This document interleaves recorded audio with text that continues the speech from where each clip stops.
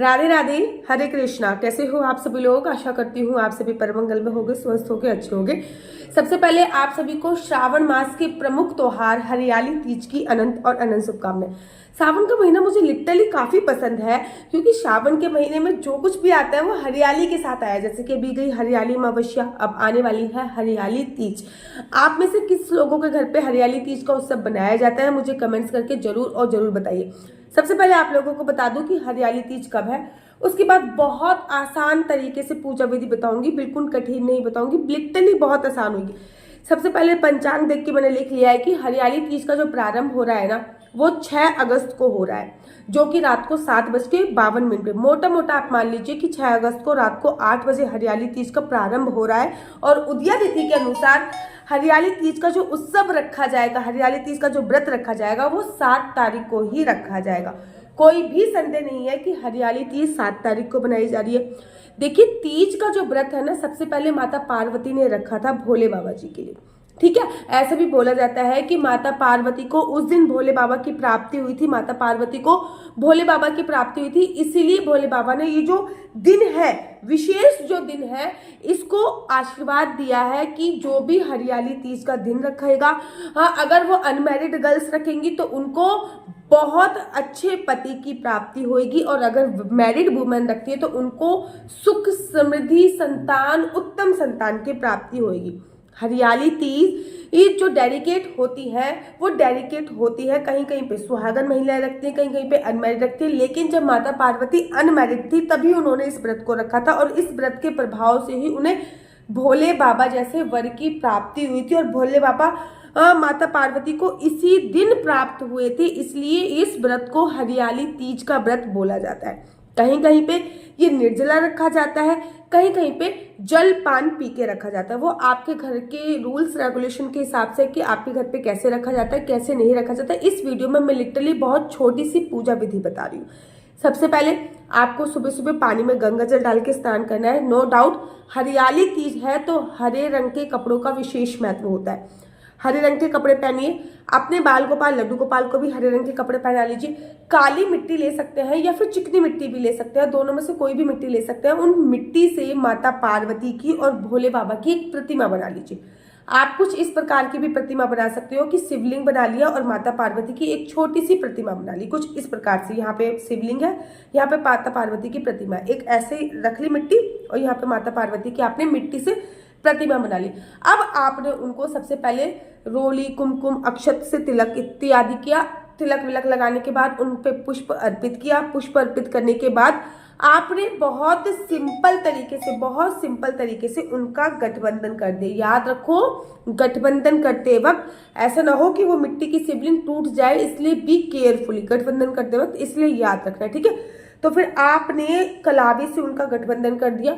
कलावे से गठबंधन करने के बाद आपने बहुत सिंपल तरीके से माता पार्वती को मेहंदी, सुहाग का सामान, सुहाग के सामान में वैसे तो 16 सुहाग का सामान चढ़ाया जाता है, लेकिन कुछ चीजें बहुत इंपॉर्टेंट है। जैसे कि आपको माता पार्वती को मेहंदी देनी है, महावर जिसको अलता बोला जाता है वो देना होता है, चूड़ियां हरे हरे रंग की, कोई भी ब्लाउज का पीस या साड़ी का पीस या चुन्नी का पीस भी दे सकते हैं, बिंदी जरूर देनी होती है।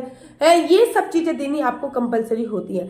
एक बात का ध्यान रखिए कि ये सारा सामान आप माता पार्वती को चढ़ाइए। उसके बाद ये सारा सामान आप अपनी सास को भी दे सकते हैं, नहीं तो खुद भी यूज कर सकते हैं, नहीं तो किसी को दान भी कर सकते हैं। ठीक है ना, ऐसे भी कर सकते हैं। उसके बाद आपने जो भी भोग बनाया, हरियाली तीज पर बेसिकली जो घेवर का भोग होता है वो भोग लगाया जाता है।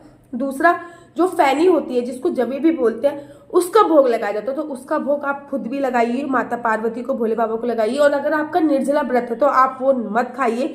जब आप कहीं कहीं पे ना कथा सुनने के बाद चाय वगैरह पी लेते हैं, तो आपके, मैंने आपसे बोला ना, कहीं कहीं पे चांद देखने के बाद सब कुछ खा लेते हैं। तो जैसे आपके घर के रूल्स रेगुलेशन है, उस हिसाब से आपको अपने घर के वो नियम फॉलो करना है। ये बहुत सिंपल तरीके से मैंने पूजा विधि बताई है। एक बात याद रखिए, जब भी कोई भी व्रत रखते हैं, फॉर एग्जाम्पल आप हरियाली तीज का व्रत रख रहे हैं, जब आप हरियाली तीज का व्रत रख रहे हैं तो संकल्प अवश्य लीजिए। ठीक है ना, माता पार्वती और भोले बाबा की आपने प्रतिमा बना दी, उसके बाद आपने संकल्प ले लिया है कि मैं मेरा नाम क्या है, मेरा गोत्र क्या है, आज मैं हरियाली तीज का व्रत जैसे जैसे निर्जला रख रहे हो तो निर्जला का संकल्प लीजिए, जल पी के रख रहे हो तो उसका संकल्प लीजिए, कथा सुनने तक रख रहे हो तो उसका संकल्प लीजिए। पूरे दिन खा पी के, जैसे कि मेरे ससुराल का एक रूल्स रेगुलेशन है कि मेरे ससुराल में व्रत नहीं रखा जाता, केवल उस दिन महिलाएं पूड़ी बनाती हैं और या कचौड़ी बनाती है और हाथ में मेहंदी लगाती है, दैट्स इट, इतना ही करती हैं, इससे ज़्यादा नहीं होता। तो आपके यहाँ पे जो भी रूल्स रेगुलेशन हो, जो ये पूजा विधि मैंने आपको बताई है, ये मैंने शास्त्र अनुसार पूजा विधि बताई है।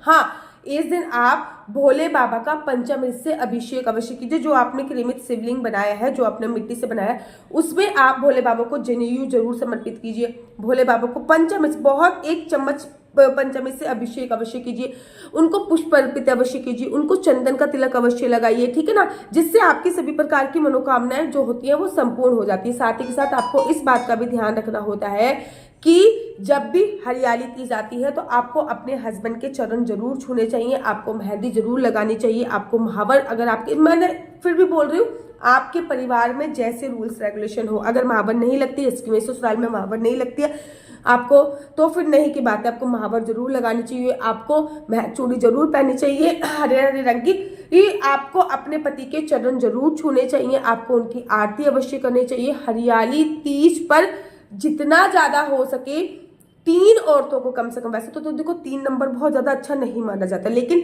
तीज मतलब 3 औरतों को, कम से कम 3 औरतों को आपको सुहाग का सामान जरूर और जरूर उपहार में देना होता है। कहते हैं कि हरियाली तीज पे सुहाग का सामान देने से आपकी सुहाग की आयु बढ़ती है। तो ये बहुत सिंपल पूजा विधि है। हरियाली तीज पर अगर आपके हस्बैंड वाइफ दोनों में कोई प्रॉब्लम चल रही है तो माता पार्वती के साथ भोले बाबा जी का गठबंधन आप लोग अवश्य कीजिए।